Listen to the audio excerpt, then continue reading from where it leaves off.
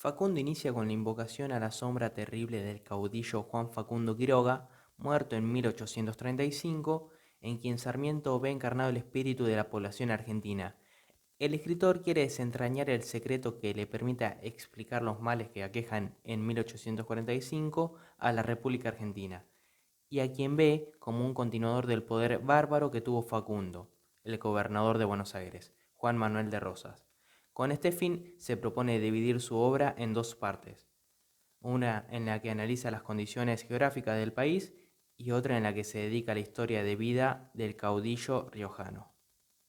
Sarmiento considera que el mal que aqueja a su país es la extensión de su territorio, al que concibe como un desierto en el que la barbarie amenaza constantemente, obstruyendo la asociación y el avance de la civilización. Otra característica de la geografía argentina es la proliferación de ríos navegables, recurso que solo aprovecha la ciudad de Buenos Aires, la única en permanente contacto con Europa y sus luces. Esta situación produce una lucha constante entre el campo y la ciudad, que viven enfrentadas. El gaucho es el habitante característico de la campaña, que tiene códigos y saberes propios de su entorno.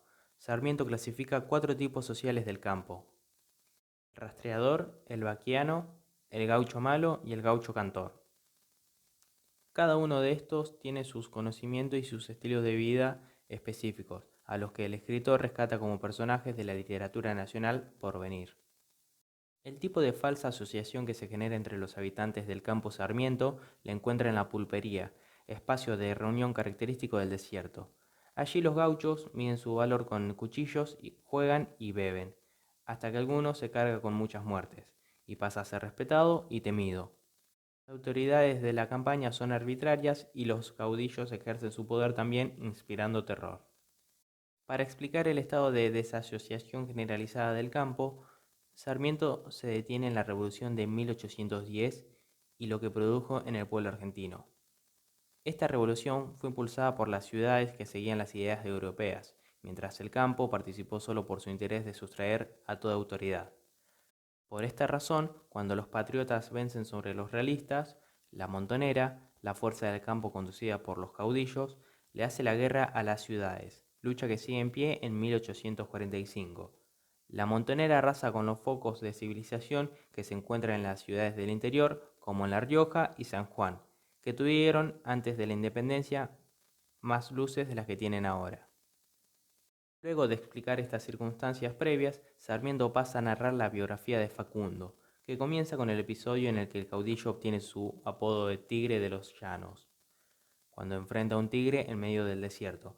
Quiroga muestra desde chico una actitud desafiante y dotes de mando, y durante sus primeros años de juventud vive confrontando a quienes se pongan en su camino. Facundo participa en las guerras de independencia hasta que deserta del ejército y es encarcelado en San Luis. Enfrenta a unos españoles sublevados que liberan a los presos comunes, momento en que Quiroga recupera el favor del gobierno. De esta manera va labrando su reputación hasta obtener el título de sargento mayor de las milicias de los Llanos. Después de enfrentar a las familias poderosas de La Rioja, se convierte en gobernador de su provincia natal. Estando en el poder, Facundo aterroriza a los habitantes riojanos, impartiendo azotes y ejecuciones. También impone su poder en el juego y las apuestas, su mayor vicio. Hacia 1825, mientras Facundo extiende su poder más allá de La Rioja, las ciudades de Córdoba y Buenos Aires representan los dos polos de ideas que se agitan en la República. La ciudad de Córdoba encarna los ideales caducos de la Edad Media, con su estilo de vida y saberes escolásticos, y Buenos Aires es la ciudad del progreso, foco de las doctrinas modernas y europeas.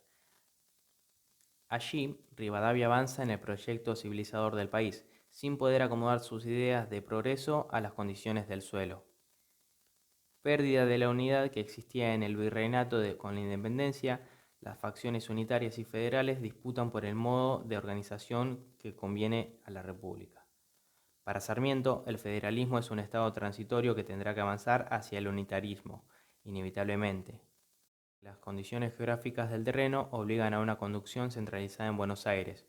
Quiroga consolida en el interior de la unidad que querían los unitarios, pero es la unidad bárbara, concentrada en el poder terrible del caudillo. Facundo vence en Tucumán a Lamadrid y se opone a la presidencia de Rivadavia, llevado por un instinto irracional de la desobediencia, característico del gaucho malo. A la par, Rosas se va haciendo cada vez más influyente en la campaña de Buenos Aires. Como el interior del país está en su contra, Rivadavia renuncia a la presidencia, dejando que la República sea devorada por la barbarie. Lavalle encabeza las fuerzas unitarias contra el federal Dorrego, ahora en el gobierno de Buenos Aires.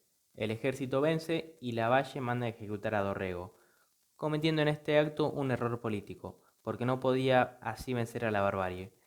Se enfrenta al general Paz y es derrotado dos veces, una vez en la batalla de la Tablada y la otra en Oncativo. El unitario Paz afianza su liderazgo en Córdoba mientras Quiroga avanza sobre San Juan y Mendoza. Después de la segunda derrota, en 1830, Quiroga se refugia un tiempo en Buenos Aires y se presenta ante el gobierno de Rosas.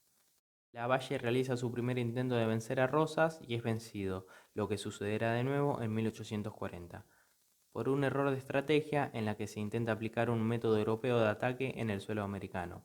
El ejército cordobés es vencido por Facundo en la batalla de Pavón. Con esta victoria, el caudillo riojano tiene en su poder toda la región de Cuyo y La Rioja. Quiroga se va a San Juan y se prepara para atacar Tucumán, provincia a la que Sarmiento describe como el jardín de la República. En ambas provincias pone a funcionar el sistema de gobierno que luego copiará Rosas, infundiendo terror en la población con actos sanguinarios e irracionales que manifiestan su carácter pasional.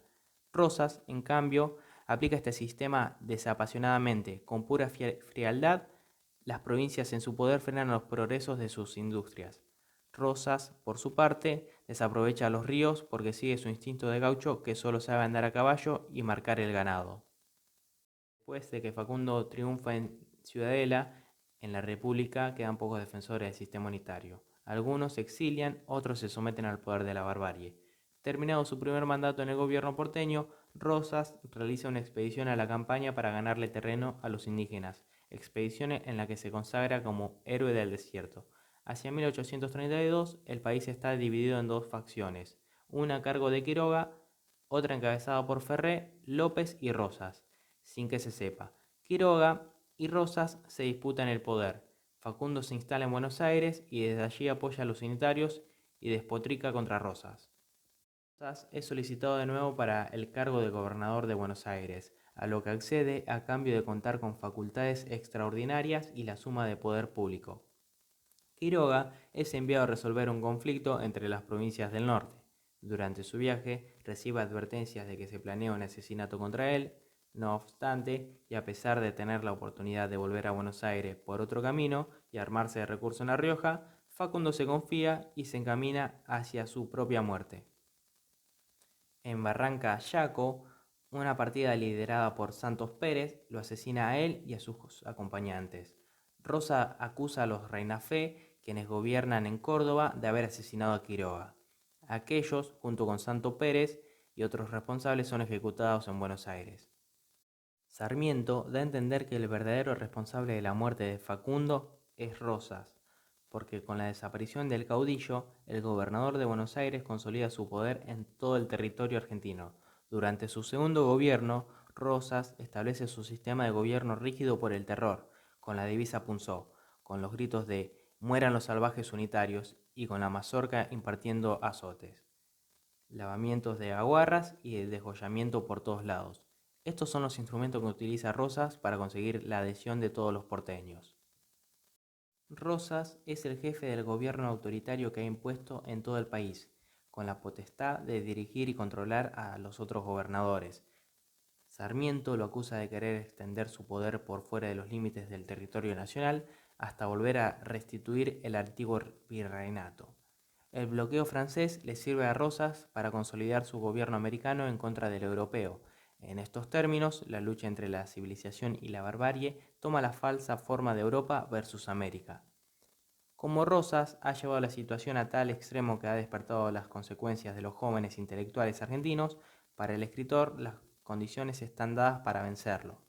Según Sarmiento, su propia generación ha superado la oposición entre unitarios y federales, instancia necesaria para generar una asociación que pueda aprovechar la unidad de todo el país eliminando al tirano.